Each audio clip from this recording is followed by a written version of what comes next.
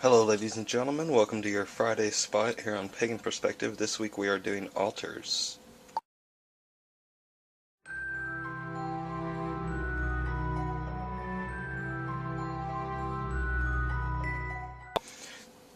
Now this is my altar, one of my main ones at the moment. This is my altar devoted to the energies of death.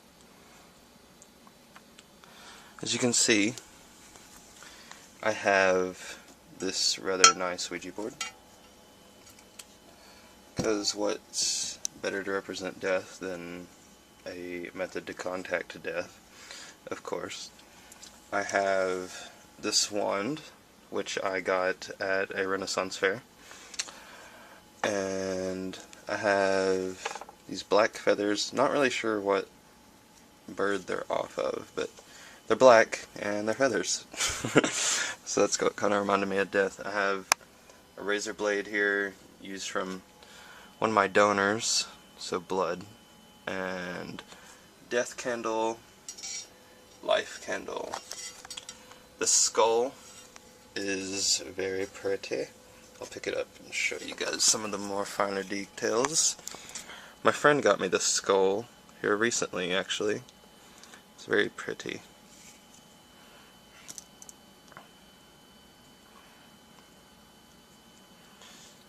She said she got it at an antique store, and it was originally like 80 bucks or something, and she got it for $15. Crazy. It's very awesome. I love it though. And this is that little cat figurine that you guys have probably seen in one of my videos. This is my scrying mirror. Hello! It's also kind of my way of reaching into the spirit world. This is an apple to represent Eros in my eyes. And the feathers somewhat represent Nyx. Said it right that time.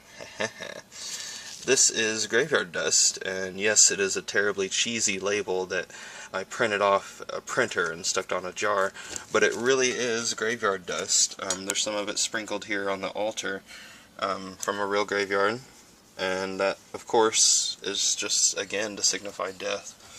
This is a bottle, again, kind of like this one, where I printed off a cheesy label and stuck it on something. It says poison. Of course, it's not really poison, but poison is associated with death, so I have it here. This altar is what I have set up at the moment for Yule, and it has a little paper snowflake that I made. Maybe I should do a video about how to make paper snowflakes, but I mean, everybody knows how to make those, right? This is a card called the Spirit of Yule. It's somewhat difficult to see on this camera, but it's from an oracle deck, a rather girly oracle deck, but hey, I'm not complaining, girls rock. This is a goddess statue, or at least that's what I use it as. I got this at a Renaissance fair as well, just kind of a imageless female statue. This is a tree thing that I found at our house. And this is supposed to be my representation of the god during Yule. In actuality, it's just a statue that I had. I had available that I thought kind of matched it the best. I had a Buddha statue, but I figured that matched it a little bit better. Anyway, those are my two main altars. Now, we had questions concerning what our altar looked like whenever we first began the practice, so I'm going to set one of those up, seeing as how, I mean, I don't have that anymore, but I will set up what my altars pretty much used to look like. And, yeah. This is a very, very simple altar. And this is a fantastic altar, to be honest. This is very much what my altars used to look like. I would use mask very often, and I still sometimes do, whenever I'm trying to represent the goddess and the god. And obviously you don't have to use masks, you could use anything really. You could use 2 candles, you could use just anything, like just let your imagination wander, you know. You don't even necessarily have to have something on there representing the god and the goddess, you don't necessarily have to have anything. An altar is completely up to you.